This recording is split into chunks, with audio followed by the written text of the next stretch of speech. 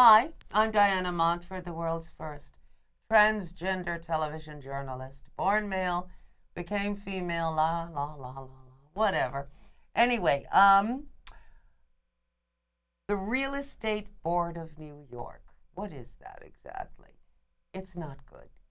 My guests are, now this applies to every area of the country and indeed all the world. Gentrification has taken hold all over the world, and we want to know what we can do about gentrification.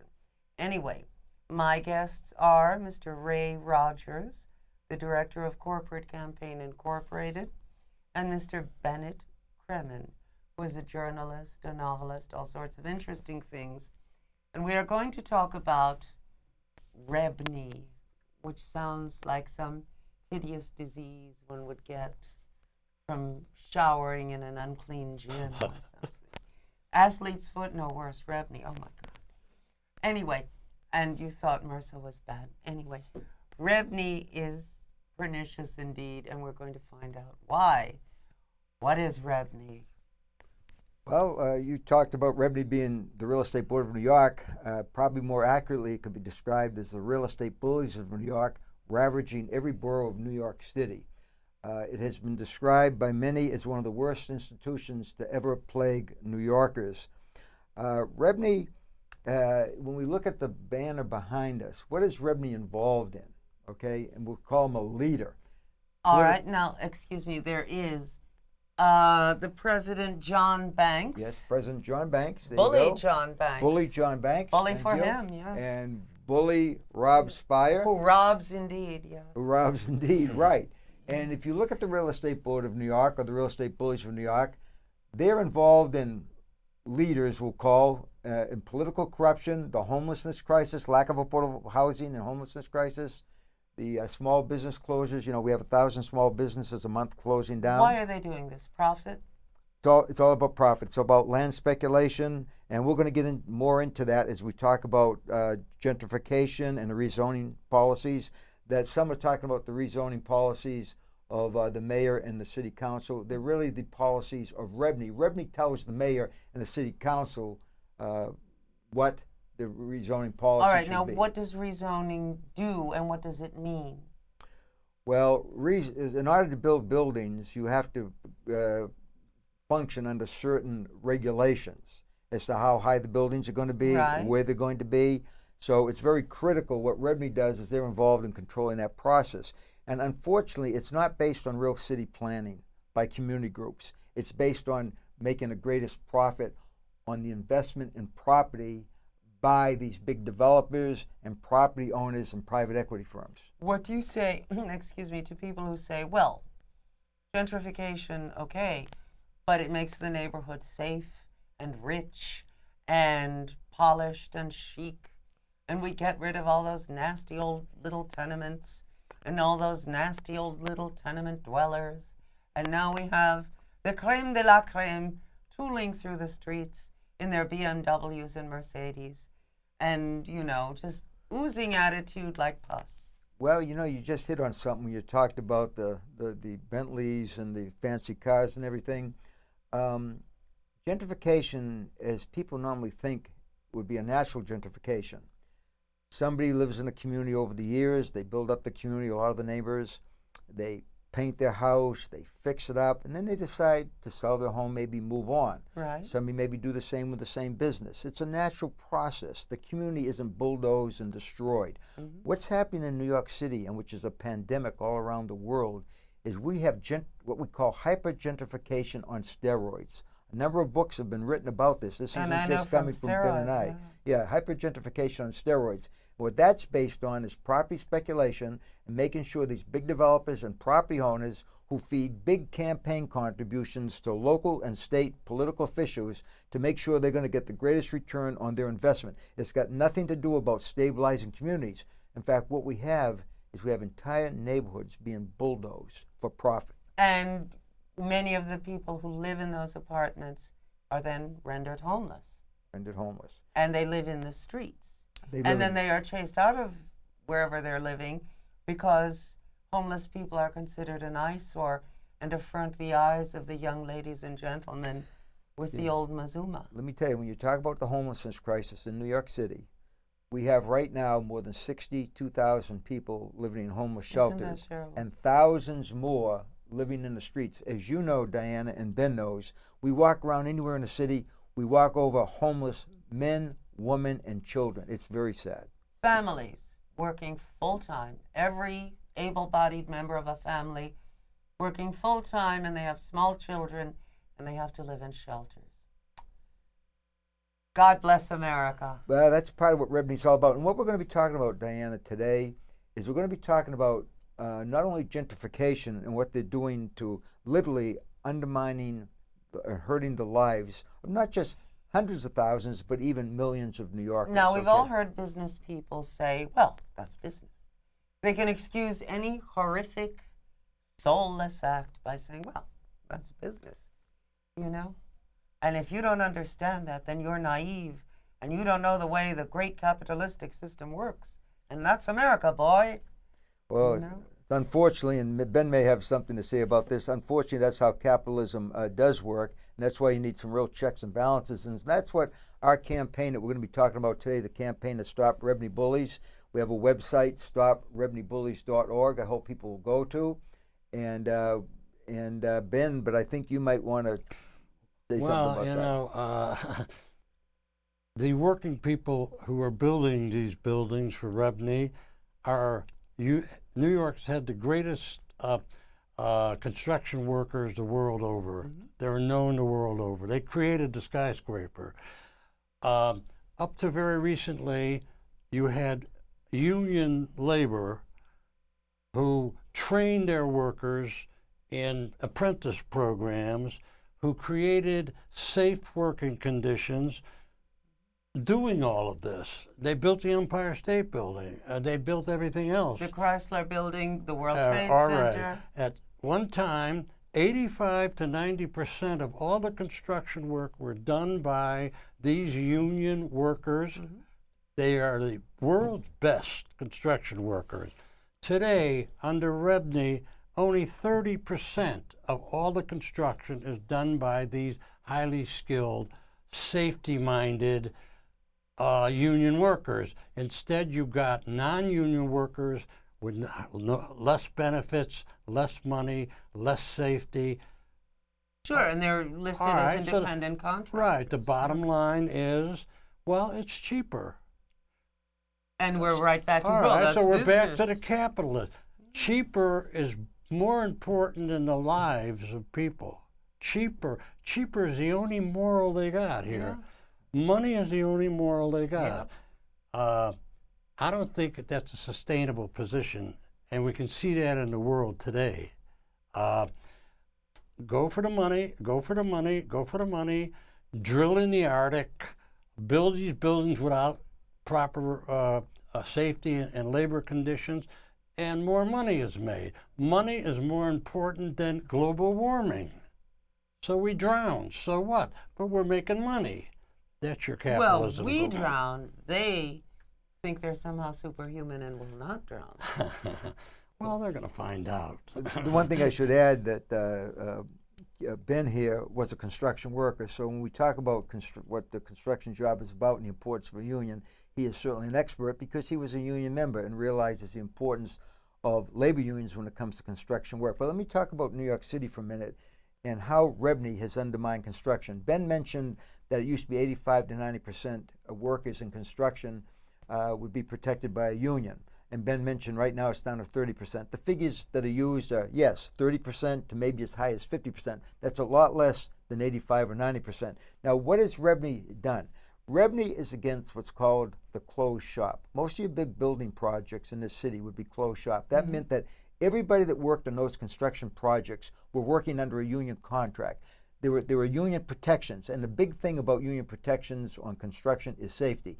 In the last 2 years in New York City, 29 out of 31 construction workers that got killed were done on non-union jobs. But they always finesse that by saying, right to work. You cannot keep me from working. Well, Diana, I do not wish to join a union. I am free in this country. Diana, let me tell you about... I'm playing devil's advocate. Let me just finish one thing on here, because you got me...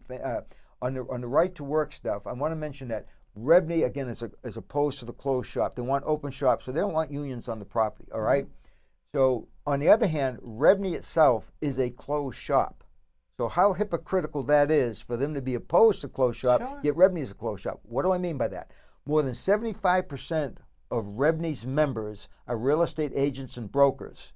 More than 75% of their some 17,000 members. They must pay dues, substantial dues, running from $350 to $800, over $800 a year, in order to be able to work for these big real estate brokerage firms. Okay, they must pay those dues. If they don't, they can't work for these agencies. So they're a closed shop. Secondly, in public works projects, okay, city government projects. Years well, ago? no, we'll say in terms of public building, like New York City is going to do some building. Well, they have what's called the prevailing wage. The prevailing wage was set for public jobs so that you didn't pit non-union workers against union workers and union construction outfits and non-union construction Fair pay outfits, for fair work, fair union pay or non-union. Rebney wants to get rid of the prevailing wage. They're already coming out with reasons why the prevailing wage shouldn't kick in New York, okay? And John Banks has written about it, okay? He is the expert as far as it comes to trying to wipe out the prevailing wage for construction workers. Now, what do they get out of this? If the buildings collapse, people die. What if rich, important people die? Won't their heirs sue these people? Well, what is happening in the non-union field is buildings can be built that'll stand up. It may be that workers will be killed in building them, okay, because they won't be protected. But you can be darn sure that before somebody pays $100 million, which they did in 157, Gary Barnett's building. You know, Gary Barnett, who's one of the top policymakers of the Real Estate Board of New York, and is shown in a brochure that people should read. You can go to our website, stoprebneybullies.org, and read this 4-page brochure, Beware of Rebney, Real Estate Bullies Plague in New York. On the back, you'll see a picture of Gary Barnett, along with a slum landlord, Daniel Brodsky. Gary Barnett created... How do you get that brochure? That you can go to our website and download it. We're also distributing thousands of these. And what is your website? StopRebneybullies.org. Okay. So you can download this, and you can also call us, and we can get you these nice red copies, or you can download it. What in color number as well. can they call you at? 718-852-2808. 718-852-2808. Or you can email me at info@corporatecampaign.org. But one other thing I wanted to mention when it comes to the anti-union position, you mentioned right to work. There's laws called right to work laws. The unions call them right to work for less laws. And there are right to work states. Right, and what that means is what they try to do is create a situation where unions can't have union dues check off. They would have to go out to every single member to collect union dues from those members. Okay, it's just what they're trying to do is they're trying to figure out every way they can to make it difficult for people to be able to operate a union office, okay? And that is certainly one way to do it if you don't have the collection of union dues the way that they do now by contract. About safety and labor and the importance of unions. I worked in Alaska on the Alaska pipeline with the welders. Would that be in the early 80s? That would be in the 70s. Okay. We were working in an area called Thompson Pass. We were taking a 48-inch pipe up 2,500 feet of cliff. There were rock slides. It was incredibly dangerous. People were getting hurt. Our union steward, his name was Junior Leslie, bless him, he excoriated the pipeline company, saying, you got to do something about the rock slides or we ain't working. Good for him. Junior stopped them cold. We wouldn't work. They sent the crew up, put up netting and what have you. Pity the poor crew, though. They knew how to do that.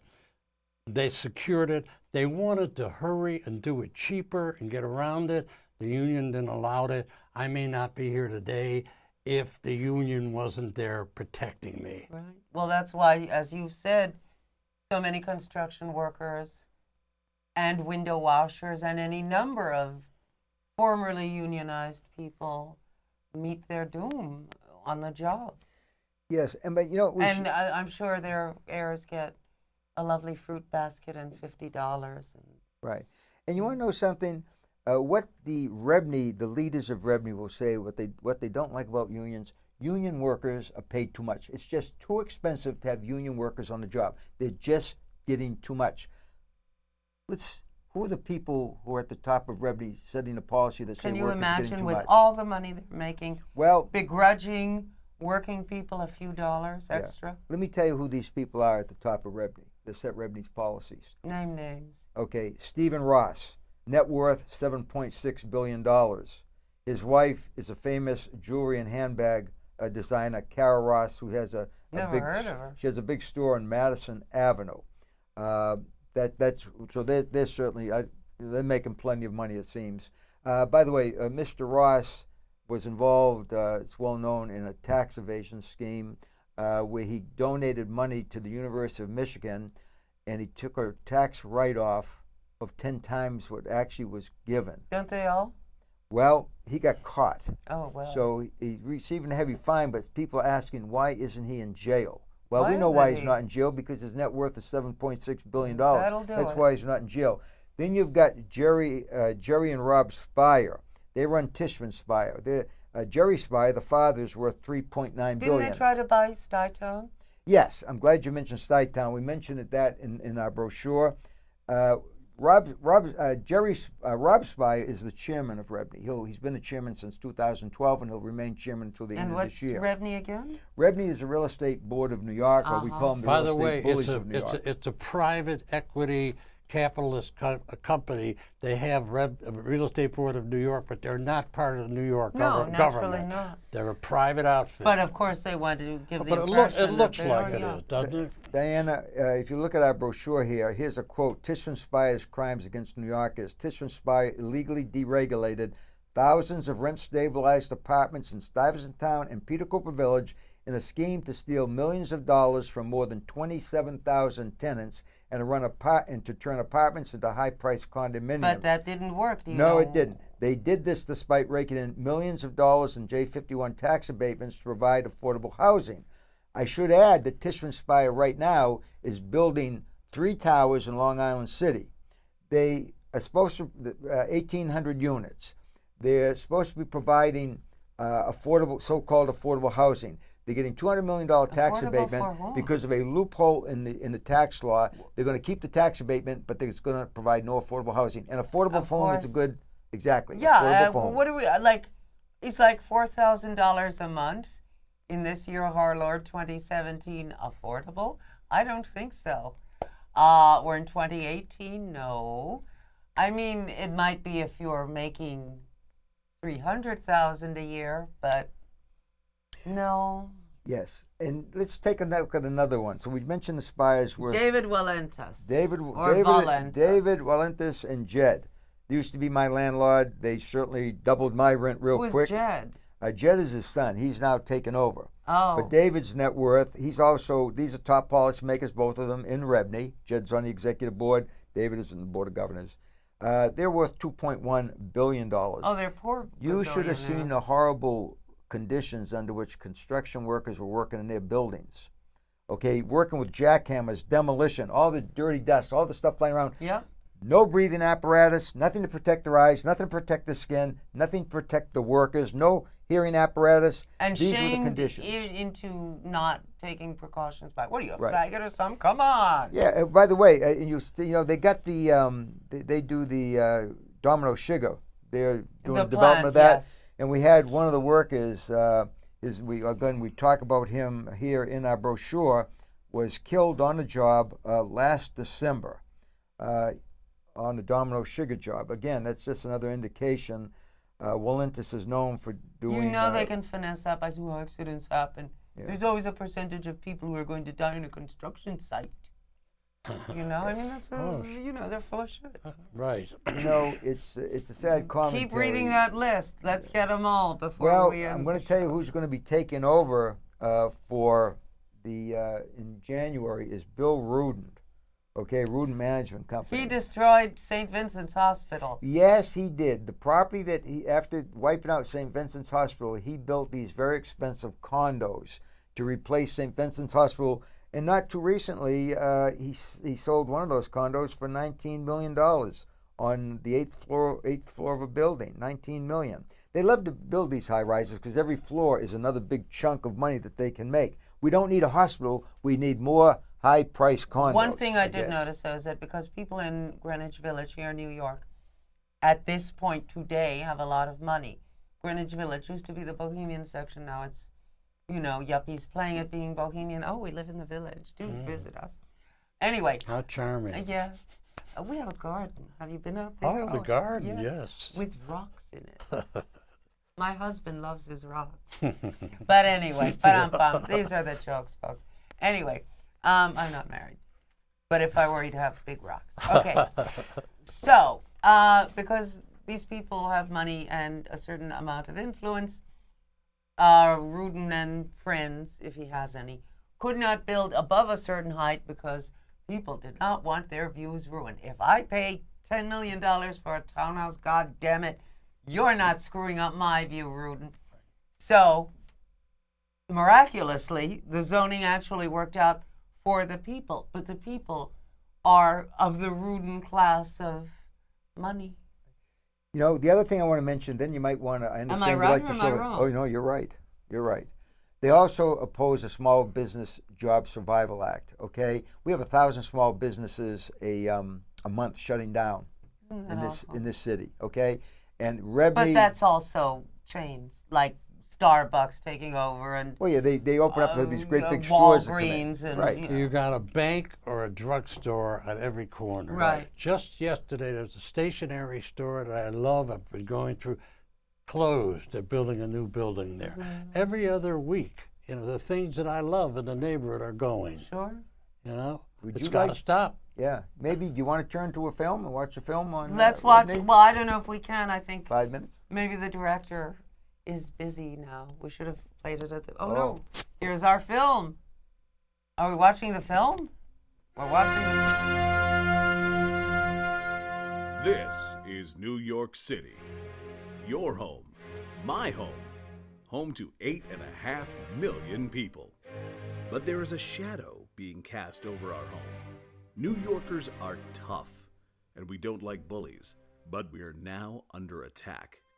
And the enemy is among us, above us, in the high-rises, but looking down on us. In these billion-dollar offices are the leaders of Rebney, the Real Estate Board of New York. Rebney members look down upon the city they control. We are at the mercy of Rebney, and many of us don't know who they are or what they do. For millions of New Yorkers in all 5 boroughs, Rebney sets policies that keep residential and commercial rents skyrocketing. They allow substandard, unsafe working conditions to proliferate on construction sites. Rebney leaders grab our tax money to enrich themselves and to buy politicians.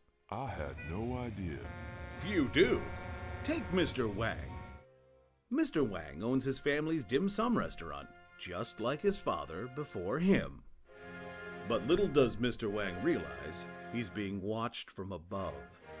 His restaurant is valuable real estate, and soon Mr. Wang will be forced out to make room for an upscale retail clothing store. And Mr. Wang isn't alone. Oh, poor Mr. Wang. Is this actually happening? It is, and when they tear down Mr. Wang's family business, the new construction will be completed by workers who are underpaid and uninsured. This is Rebney's way of keeping construction costs down. Enrique is on the construction crew, making extremely low pay off the books to feed his wife and children. But when the scaffold collapsed, Enrique suffered several fractures and nearly died. Without insurance and now out of work, his family suffers terribly. This is, of course, none of Rebney's concern. I was there. Poor Enrique. It's just terrible. Yes, it is. And above the brand new clothing store are luxury apartments. The rent on many of these apartments was meant to be controlled in an effort to provide affordable housing. But billionaire Rebney members had other plans. They applied for construction tax abatements to provide some affordable housing units. Then decided there would be no affordable housing units after all. But they kept the tax breaks anyway. That is so wrong. Yes, it is. And what's worse is the way the new tenants' rent is being spent. In fact, millions of New Yorkers who rent and buy from REBNY members contribute without knowing it to funding political corruption and investments in big business, including big tobacco. Did you hear that? Big tobacco.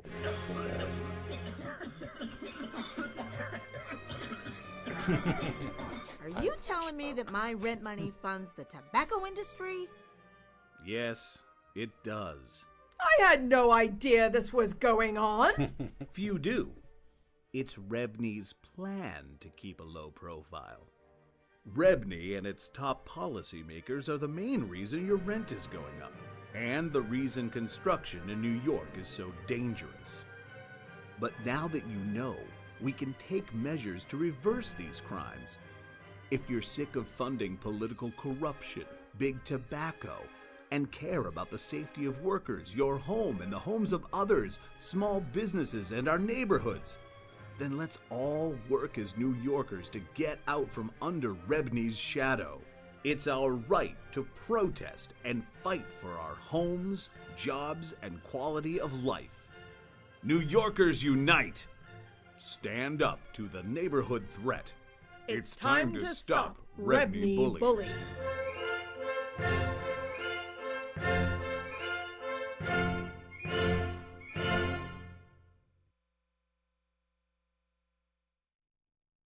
Okay.